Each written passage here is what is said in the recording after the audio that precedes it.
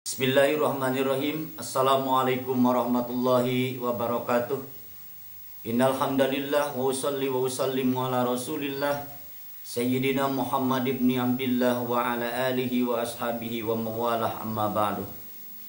Sahabat-sahabatku yang dimuliakan Allah Subhanahu wa taala, alhamdulillah wa syukurillah kita bisa berjumpa lagi dengan channel saya ini, dan saya doakan semoga kalian semua ada dalam limpahan rahmat juga karunia Allah Subhanahu wa taala. Disehatkan zahir juga batinnya, dan semoga dimurahkan rezekinya dan senantiasa ada dalam lindungan juga rahmatnya Allah Subhanahu wa taala. Sahabat-sahabatku yang dimuliakan Allah, insyaallah untuk kali ini kita bicara masalah shaf berjamaah. Bagaimana kedudukan merapatkan shaf dalam salat berjamaah? Di sini ada yang mengatakan sunnah muakkad, juga ada yang mengatakan wajib. Kita perlu ketahui bahwa menurut Imam Abu Hanifah, juga Imam Maliki dan Imam Syafi'i, bahwa merapatkan barisan atau shaf dalam berjamaah hukumnya sunnah muakkad. Alasannya, merapatkan shaf adalah penyempurna salat berjamaah dan bukan merupakan syarat sah salat berjamaah, melainkan syarat untuk mendapatkan keutamaan salat berjamaah. Jadi hampir seluruh ulama fuqaha menegaskan bahwa hukum merapatkan salat barisan dalam salat berjamaah itu adalah sunnah muakkad, kecuali ada di antara yang mewajibkan merapatkan barisan dalam sholat berjamaah itu, diantaranya Ibnu Taimiyah. Kalau Ibnu Taimiyah, beliau mengatakan bahwa wajib hukumnya merapatkan barisan dalam sholat berjamaah. Sahabat-sahabatku yang dimuliakan Allah Subhanahu wa taala, hadis tentang masalah merapatkan salat berjamaah sangat banyak, yang diriwayatkan oleh Imam Al-Bukhari, juga Imam Muslim dan Abu Daud dalam lafaz atau matan hadis yang berbeda-beda, tetapi tujuannya sama. Di antaranya hadis yang diriwayatkan oleh Imam Al-Bukhari juga oleh Imam Muslim, yaitu sawu sufufakum fa inna taswiyatas sufufi min iqamatis shalah.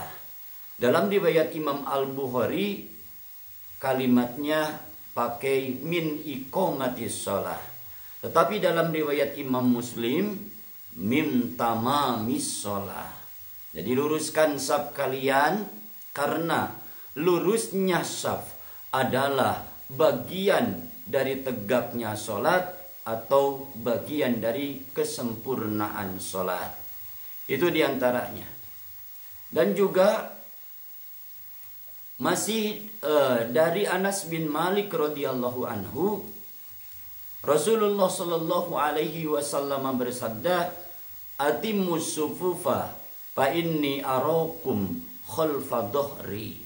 Sempurnakanlah barisan salat kalian, sesungguhnya aku dapat melihat kalian di belakang punggungku. Sahabat-sahabatku yang dimuliakan Allah Subhanahu wa taala. Lalu di antara Imam Al-Munawi menafsirkan, Imam Al-Munawi menafsirkan masalah sawu sufufakum fa inna taswiyata sufufi min iqamati shalah, atau menafsirkan atimmus sufufa fa inni arakum khalfad dhahri. Beliau menafsirkan bahwa sempurnakan dulu sop yang pertama, barisan yang pertama, lalu membuat sop yang kedua, dan seterusnya. Jadi maksudnya di dalam hadis yang mengatakan, dalam hadis Imam Abu Dawud yang diriwayatkan Imam Abu Dawud, aqimus sufufa wahadu baina manakibi wasaddul khalala, luruskan saf kalian, sejajarkan bahu dan rapatkan yang renggang, dan lemaskan bahu saat ada orang yang mau mengisi barisan. Jadi maksudnya ditafsirkan oleh Imam Al-Munawi, itu maksudnya jangan sampai membuat barisan kedua sebelum sempurna tertutup barisan yang pertama. Kalau di situ memang tidak ada udzur. Tapi boleh juga kalau di saf yang pertama masih ada celah yang cukup umpamanya untuk satu orang, sementara di sana ada hal-hal yang menyebabkan sholat tidak khusyuk. Contoh, di tempat itu terkena air hujan umpama, atau di tempat itu sangat panas, atau di tempat itu, di sisi tempat itu ada orang yang tidak suka kepada kita, atau sebaliknya kita tidak suka kepada orang yang berada di sana. Sehingga kalau memaksakan memasuki celah itu, maka akan mengakibatkan sholat kita tidak khusyuk. Maka di sini Ibnu Hajar Al-Haytami juga beliau membolehkan tidak menutup celah yang ada di barisan pertama. Kalau alasannya seperti itu, maka bikin lagi saf yang kedua.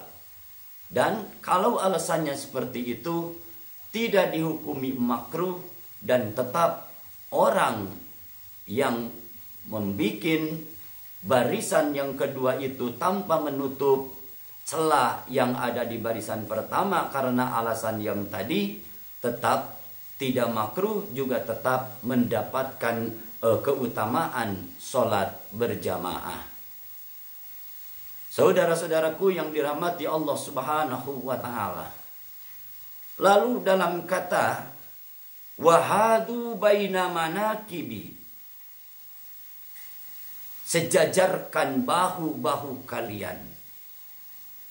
Makna sejajarkan ada dalam hadis yang lain, diantaranya sama hadis diriwayatkan oleh Abu Daud, fara'aitur rajula yalzaku mankibaihi bimangkibi sahibihi wa rukbatahu birukbati sahibihi wa ka'bahu bika'bihi. Maka aku melihat ada seseorang yang merapatkan bahunya dengan bahu temannya, merapatkan lututnya dengan lutut temannya, dan mata kakinya dengan mata kaki temannya.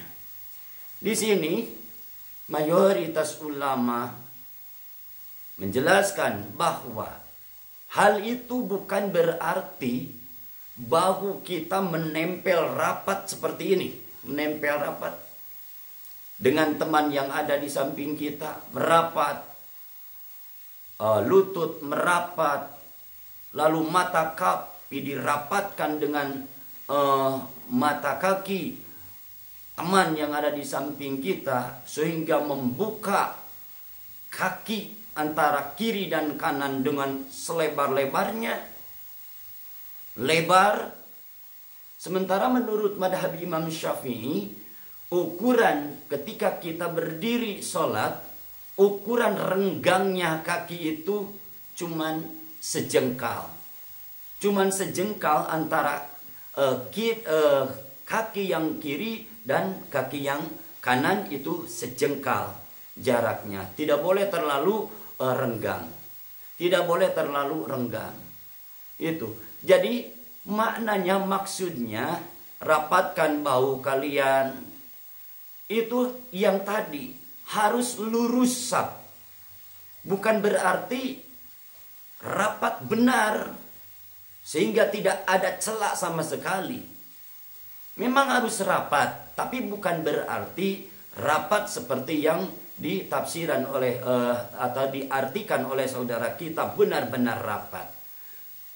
Tapi maksudnya antara satu dengan yang lainnya masih ada celah yang cukup leluasa untuk kaifiyah sholat atau gerak-gerik sholat. Karena di dalam sholat itu ada yang rukunnya, ada yang sunnahnya. Hal itu harus dilakukan dengan tenang, harus dilakukan dengan nyaman.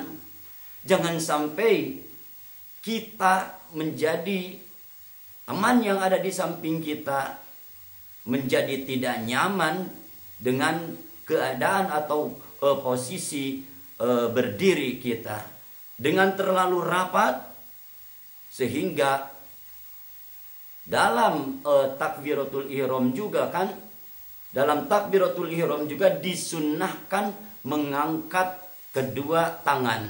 Allahu Akbar seperti ini.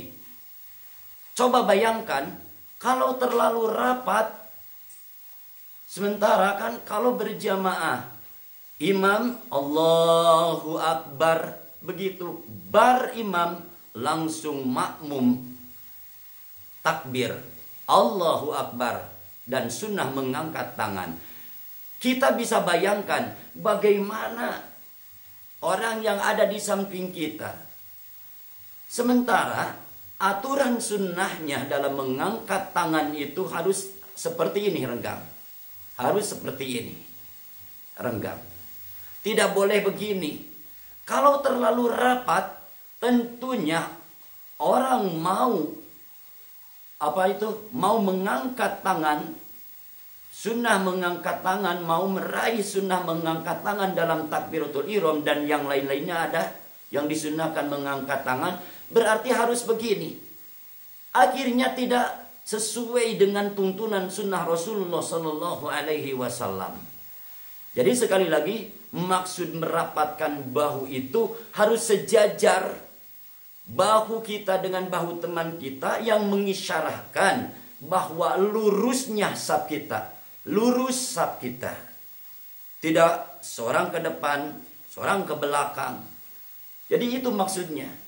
Maksudnya lurus, benar-benar lurus. Bukan berarti harus menempel. Karena kalau menempel akan mengakibatkan sulitnya gerak kita dan juga teman yang ada di sebelah kita. Kiri dan kanan akan susah.